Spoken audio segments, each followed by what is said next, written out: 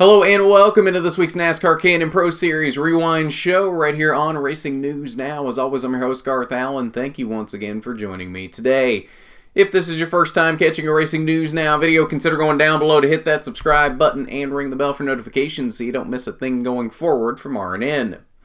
On this week's K&N West Rewind, we're looking back at the season finale for the K&N Pro Series West, the Arizona Lottery 100. But it is not only the season finale for K&N West, it's also the last race under the K&N Pro Series banner. The series, of course, will continue into 2020, but it won't be the K&N Pro Series anymore. It will be the ARCA Menard Series West, as well as the ARCA Menard Series East, which, of course, was the K&N Pro Series East up until now. So, the series will continue, just not as the K&N Pro Series. This was the final race as the K&N Pro Series. But it was the Arizona Lottery 100 laps, 100 miles around the 1 mile, ISM Raceway, Avondale, Arizona, outside of Pheonix. Scheduled distance was 100 laps, but we went a couple times into overtime in this race. It got pretty chaotic at the end of this one, and honestly, I would say this is probably going to end up being the best race of the weekend from Pheonix. Truck race wasn't bad. Xfinity race wasn't terrible. I'd say the truck race was better than the Xfinity race, but the Xfinity race wasn't terrible. But I think the K&N race was the best race of the weekend. We had a lot of really exciting racing in this race. We had a lot of drama. We had a lot of cars starting from the back, a lot of fast cars starting from the back that failed post-qualifying inspection. So we had a lot of drivers, Derek Kraus, Haley Deegan, that had to fight their way from the back from the very beginning. So that was a big storyline early on, just watching them cut their way through the pack. There was a lot going on in this race, and it was really exciting to watch this race. So let's take a quick look at the cautions in this race, because there were a lot of them, 8 total for 33 laps in this race. First one, the only one before the scheduled break at the halfway point, was at lap 40 for debris in turn 1. That was the only caution before the break, which happened at lap 51. Then things got kind of chaotic in the second half of the race. Things started happening shortly after the caution for the scheduled break for pit stops. First caution at lap 60, multi-car wreck in turn 4 between Zane Smith, Bill Cann, Josh Jackson, and the 36 of Bobby Hillis Jr., all getting together in turn 4. Zane Smith not really too involved in this one, but he wouldn't make it too much further than this, as he did have some engine issues coming up in later laps. Lap 66, the 15 of Drew Dollar spun in turn 2, and this started a chain reaction of cautions basically up to the end of the race. As the old saying, cautions breed cautions, that really came into effect in this race. Lap 75, we had debris in turn 4. Lap 79, the 2 of Ty Majeski wrecks in turn 2 after contact with Sam Mayer off the restart. Then we got a few laps of calm before we got down to close to the end of the race, and it looked like we were going to go green to the end of the race, and then Drew Dollar spins again in turn 4 on lap 96. This set up the first overtime. So on the first overtime restart, we did not make it back to the white flag before Trevor Huddleston spun in turn 2. Then we re-racked him for a second overtime, and then we finally made it to the checkered flag. 2 lead changes in this race among 3 drivers. Sam Mayer led the first 63 laps of the race. Very strong 21 car in this race. It looked like Sam Mayer really probably had the best car in this race. Riley Herbst took the lead on lap 64, led for 7 laps. Then Ty Gibbs took the lead on lap 71 and never gave it up after that point. Ty Gibbs wins this race, his first win in the K&N Pro Series West, second in the K&N Pro Series overall. Remember, he won at New Hampshire earlier this season on the K&N East side. And really, and not to take anything away from Ty Gibbs, but he really won this race because he was able to master the restarts at the end of this race. There were so many restarts at the end of this race. I think Sam Mayer really had the faster car than than Ty Gibbs, but Gibbs was able to get such a jump on those restarts and really had Sam Mayer's number on those restarts, and got a big enough lead there on the final restart to where Mayer wasn't able to do anything in 2 laps. And that is what gave Ty Gibbs a win in this race. Again, a good run out of Ty Gibbs and flawless execution on restarts, but I don't think he had the fastest car at the end of this race. I think that definitely was Sam Mayer, who unfortunately came home in second. Now, after making the results graphic here, things changed a little bit. Corey Heim initially crossed the line in third, but was disqualified in post-qualifying inspection. And now I'm very confused on how this happens, on how they get disqualified for this, and this wasn't picked up earlier in the weekend. The 22 car of Corey Heim got disqualified and put into last place in 25th because they had an Ilmor engine, which I'm assuming what they did was they just used the same car that they took to some of the ARCA races this year and never changed the engine, I'm guessing. I don't know the details, obviously, but I'm guessing that's what happened here. Obviously, that's the only reason Chad Bryant Racing would have an Ilmor sitting around was because it's from the ARCA car, but why did it take until post-race inspection for NASCAR to find this and to say, hey, this isn't right? Why wasn't this found earlier in the weekend and say, hey, you can't have this Ilmor engine, you need to change it? Why was that not until post-race inspection when they went, oh, no, the Ilmor's not okay, you're disqualified? I don't understand that. Obviously, it's not a race for points for Corey Heim, so it's not a big deal, and he didn't win the race, so it's not like they're taking a win away from him, but still, it's just very weird that it took until post-race inspection for NASCAR to go, oh, no, an Ilmor is not okay, you're disqualified. I don't know. That just seems very, very suspicious to me. So in doing that, everybody here in the top 10 has moved up one place from where they finished the race, and in fact, everybody below this all the way to the end of the results has moved up a spot until you get down to Corey Heim in last. So Derek Kraus credited with a third place finish, Haley Deegan in fourth, and Jagger Jones in the fifth position. Rest of your top 10 were Brittany Zamora, Trenton Moriarty, Trevor Huddleston, Todd Souza, and Riley Herbst rounds out the top 10.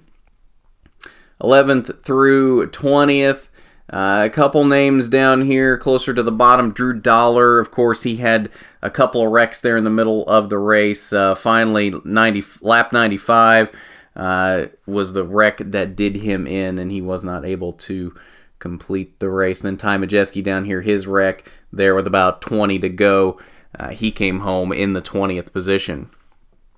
Final page, 21st through 25th, Zane Smith, engine issues on lap 59 relegated him to a 21st place finish. He had a pretty fast car in this race. I'm not sure he had a fast enough car to rival Sam Mayer or maybe even Ty Gibbs, but definitely a fast car there for Zane Smith in this one. Unfortunately, not able to get the finish that he deserved in this race. And then we see Corey Heim down here in the 25th position, shotgun on the field after being disqualified for what seems to be a suspect reason that should have been caught earlier in the weekend, I would have thought. But that's your results from the Arizona Lottery 100. Working on a Ty Gibbs interview. Should be within the next couple days here or so. Working out the logistics with him for that as to when exactly that's going to happen. So look for that here in the next couple of days. Ty's usually really good about giving us the interviews when we need them. So look for that. Never fret, it will happen. Just not exactly sure when yet, but should be within the next couple days. Also working on a champion interview with Derek Kraus. That'll probably be on Monday, is what it's looking like. So keep an eye out for that on Monday. In fact, they probably will both be on Monday. So you probably see both a Ty Gibbs winner interview and a Derek Kraus champion interview go up on Monday. So keep an eye out for that. If you're not already subscribed, you need to be. Go down below, hit that subscribe button, and you got to ring that bell for notifications so you know when those interviews go out. Probably, like I said, on Monday, but if not on Monday, somewhere here, Sunday, Monday, Tuesday, somewhere in there, just whenever we can get the logistics worked out with them and their schedules. All right, so let's go ahead and take a look at the point standings, which had changed a little bit here due to Corey Heim getting knocked down the running order, so some positions in the final running order have changed here. In fact, though, come to think of it, as I look down here through the updated points, I don't think they have changed at all, given that Corey Heim is not in the running for points here, and it just bumped everybody up a spot, so everybody literally just gained 1 point. So this is the first time, as I'm recording, this is the first time I'm seeing this, because I didn't even realize they had disqualified Corey Heim until I had started recording. So, yeah, it doesn't look like anything has actually changed here. Everybody has just gained a point. So, that being said, Derek Kraus, of course, is your champion. He wins by 49 points over Jagger Jones, who comes home in the second position in points this year. Very strong season for Jagger Jones, being his rookie season.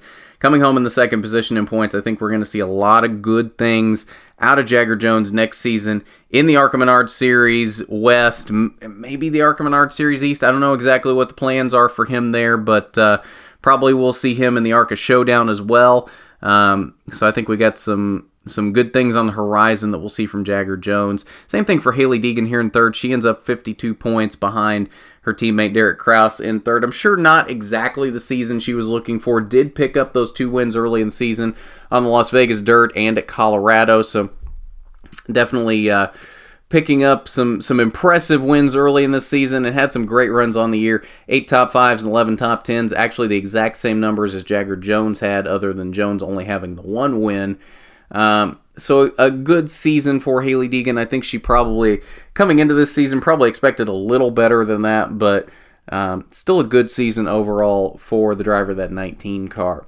Trevor Huddleston, good season for him as well. Strong year for him, 57 points off the lead of Derek Kraus. 6 top 5s, 13 top 10s for Trevor Huddleston in that number 9 Sunrise Ford. So again, probably another one that really probably wanted a better season, especially given that this was, again, his second full season. He did run that 3rd Sunrise Ford last year, the 22 car, but definitely an improvement over the 6th place run in points that he had last year. But I think probably was expecting more, especially given that his teammate Jagger Jones outran him there in the second position. Only outran him by 8 points, so they were very even most of the season.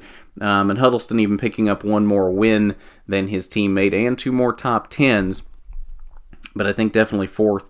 Probably not exactly where Huddleston wanted to finish the season. I mean, obviously everybody wants to win the championship, but I think he probably expected a little bit stronger of a season than that. Brittany Zamora, strong first season from her. I think we expected a little bit more out of her, given that she is like 44 points off of Trevor Huddleston there in 4th. So there's a pretty big gap there between the top 4 and Brittany Zamora there in 5th. She had a good battle there with Todd Souza for 5th, but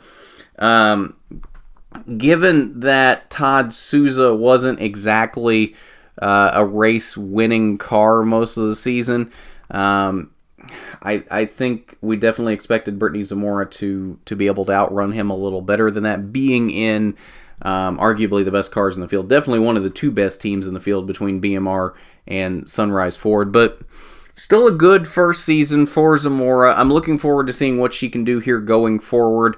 I think we have some bright things on the future from her as well.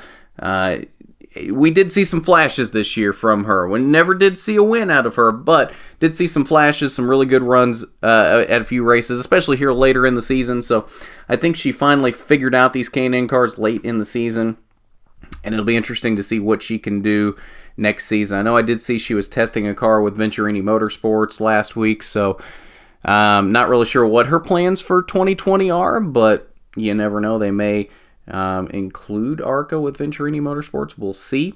I mean, obviously, testing with them is not a guarantee that that's going to happen, but it is an indication that they are at least looking at her. And then the rest of the top 10 here, Todd Souza, Travis Milburn, Takuma Koga, Matt Levin, and John Wood all picking up top 10 finishes in the K&N Pro Series West.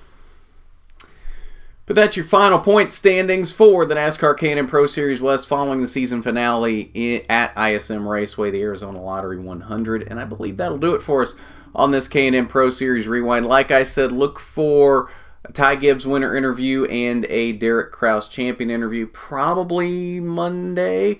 Not exactly sure, but should be here within the next couple days. Still working out logistics with both of them on those, but both of them are always really good to us and giving us the time of day for those interviews. So definitely expect them, just not exactly sure when to expect them. But like I said, if you're not already subscribed, you need to be. So go down there below, hit that subscribe button, ring the bell so you've got those notifications turned on so you will know when those interviews do come out.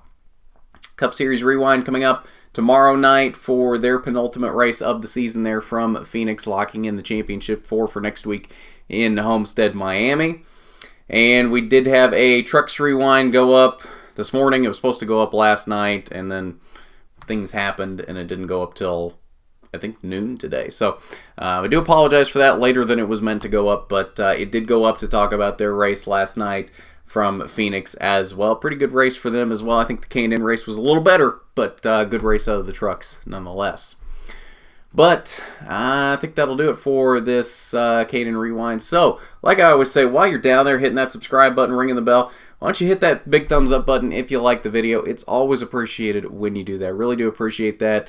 And from what I hear, YouTube really appreciates that too. It helps get this video pushed out and lets other people see it as well. So definitely make sure you do that while you're down there. If you like the video, it's always appreciated when you do that. But at that, this has been the final NASCAR K&N Pro Series Rewind show.